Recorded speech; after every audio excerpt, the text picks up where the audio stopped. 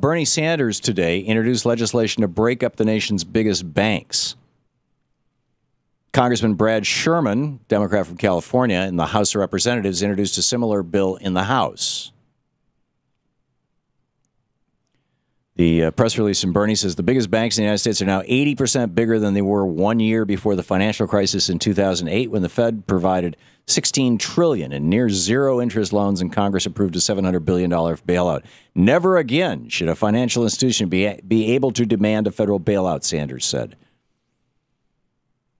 And it goes on from there. So why is that not being covered? Why is the news not talking about that? Bernie, last night, Shano and Danielle went to see Bernie here in town. He was speaking at an event here in Washington, D.C., made a great speech, a lot of good points. None of the electronic media was there. Dave Weigel was the only reporter whose name you might recognize who was there, and he writes for Salon. Or Bloomberg. Bloomberg, thank you. And, Dave's a good guy, but it's like, where was everybody else?